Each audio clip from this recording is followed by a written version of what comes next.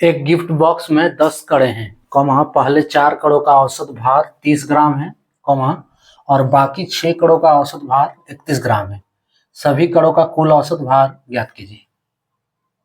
Hello dears, discuss कर रहे हैं एप्टीट्यूड और टॉपिक है औसत, इसे कहते हैं एवरेज।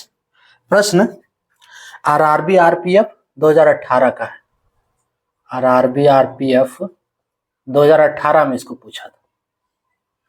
दिया है पहला 10 कड़ा का टोटल 10 कड़ा है, पहला 4 कड़ा का औसत भार है 30 ग्राम और बाकी 6 कड़ों का औसत भार कितना है 31 ग्राम है। हमको कुल कड़े का औसत भार निकालना है ना। इसको निकालने के लिए सिर्फ एक फॉर्मूला पता होना चाहिए औसत का।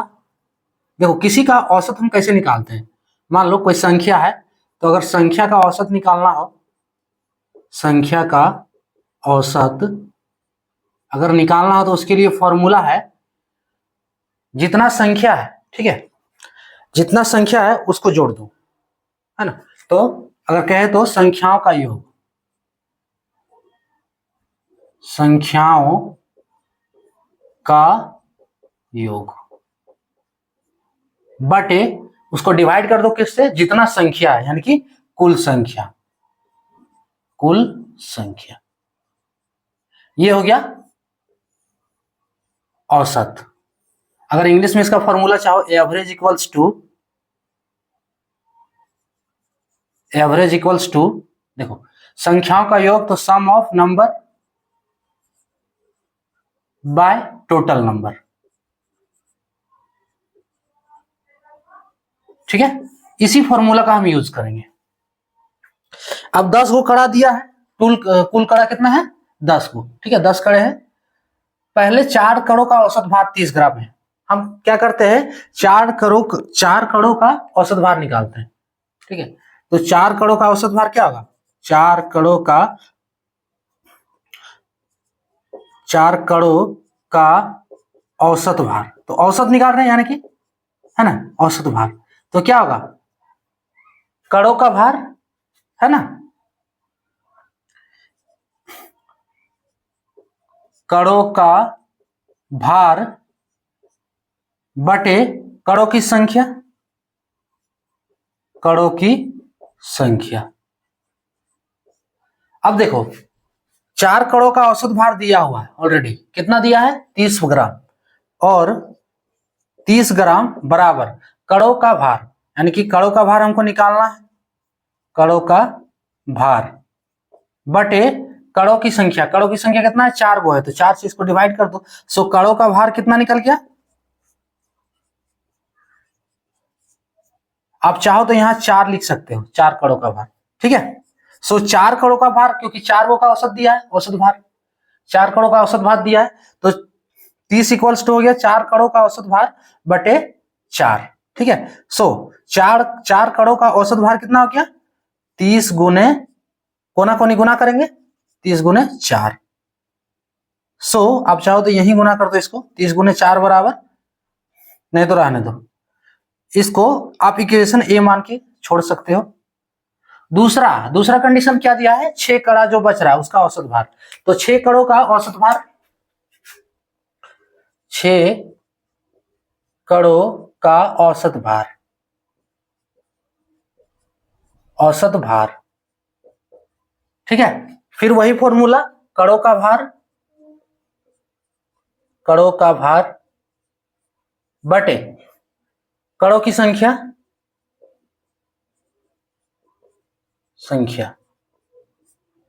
6 कड़ों का औसत भार क्या है, देखो यहां दिया है 31 ग्राम, तो इसके जगह पे और 31 बराबर 6 कड़ों का भार, तो यहां 6 कड़ों का भार लिख दो, क्योंकि जो हमें निकालना है भार बटे कड़ों की संख्या, यानी कि 6 है। अब 6 कड़ों का भार, इसलिए 6 कड़ों का भार इज इक्वल्स टू 31 गुने 6 होगा, 31 गुने 6, इसको गुना करेंगे कोना कोनी, तो 31 गुने 6, ये आप क्या, ये हो गया आपका 6 कड़ों का भार, इक्वेशन 2 मान लो। अब हमको निकालना है कि सभी कड़ों का कुल औसत भार कितना होगा। सभी कड़ा यानी कि कितना है 10 गो है, क्लियर। सो सभी कणों का कुल औसत भार, सभी कणों का कुल औसत भार, औसत भार है ना, कुल कणों का भार, कुल कणों का भार बटे कणों की संख्या, कणों की संख्या। ठीक है। अब सभी कणों का कुल औसत भार, कुल कणों का भार, तो टोटल कणा कितना है, टोटल कणा 10 है, तो 6 कणों का भार इधर है और 4 कणों का भार इधर है। 6 और 4 10 कणों का भार हो गया, है ना। सो 6 कणों का भार, चलो इसको लिख देते हैं। देखो हम इतना लैंग्वेज लिख रहे हैं, ये एग्जाम में इतना नहीं लिखना है आप लोग को, ठीक है, नहीं तो पूरा टाइम ही ले लेगा। सभी कणों का कुल भार, आप चाहो तो सभी की जगह 10 कर सकते हो क्योंकि टोटल 10 है। सो 10 कणों का कुल भार बराबर, देखो ये हम लैंग्वेज लिख रहे हैं समझने के लिए सिर्फ, ठीक है, आपको इतना लैंग्वेज नहीं लिखना है। हाँ, लेकिन ये लैंग्वेज आप नहीं जानोगे कि हम निकाल क्या रहे हैं तो फिर वहां एग्जाम में निकलेगा ही नहीं, है ना। इसलिए ये समझना होगा कि हम लिख रहे हैं सब क्यों, ठीक है, फिर ये समझ जाओगे, डायरेक्ट वैल्यू बैठा और निकाल दो औसत, क्या 2 मिनट का काम रहेगा फिर। लेकिन ये जानने के बाद कि हम किए क्या है, इसमें कॉन्सेप्ट को बनाने के लिए, समझाने के लिए हम इतना लैंग्वेज लिख रहे हैं। क्लियर। सो 10 कणों का कुल भार कितना हो गया, कुल कणों का भार, कुल कणों का भार यानी कि 6 कणों का भार प्लस 4 कणों का भार, 4 कणों का भार, 4 कणों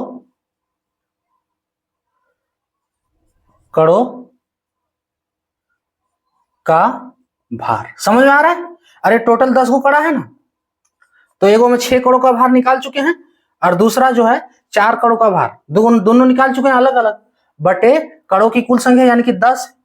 अब इसको निकाल सकते हो, इज इक्वल्स टू 6 कणों का भार कितना है, देखो 31 गुने 6 डालो, 31 गुने 6 प्लस 4 कणों का भार कितना है, 30 गुने 4, 30 गुने 4। ठीक है, क्या करते हैं 31 गुने 6 है ना, कितना हो जाएगा, चलो इसको सॉल्व भी कर रहे हो, यहां भी निकाल लेते तो अच्छा ही रहता।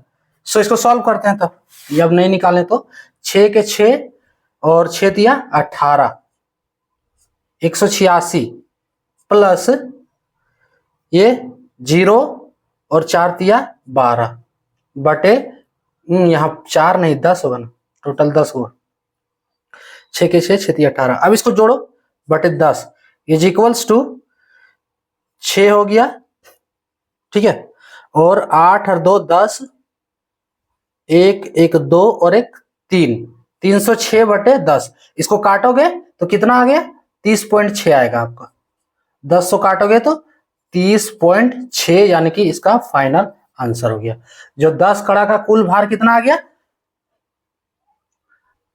औसत भार, यहाँ औसत भार, अरे लैंग्वेज लिखने में इतना कंफ्यूजन हो रहा है, औसत भार है ना, 10 कड़ों का जो कुल औसत भार पूछा है वो आपका आ चुका है 30.6, ऑप्शन डी वाला करेक्ट है। इसको निकालने के लिए क्या करना है, सिर्फ ये फॉर्मूला याद रखना है। अब देखो पहले 4 कड़ा का भार दिया है औसत भार, तो 4 कड़ों का औसत भार हो गया, कड़ों का भार बटे कड़ों की संख्या, दिया हुआ है 30 दिया है, तो 30 बराबर 4 कड़ों का भार बटे 4। सो 4 कड़ों का भार कितना हो गया, 30 गुने 4। उसी तरह 6 कड़ों का भार निकाल लिए, है ना, औसत भार 31 दिया है, सो 31 गुने 6, 6 कड़ों का भार मिल गया। अब टोटल 6 कड़ा और इधर 4 कड़ा, टोटल 10 कड़ा हो गया। सभी कड़ों का औसत भार हमको पूछा है, क्या हो गया, कुल कड़ों का भार बटे कड़ों की संख्या।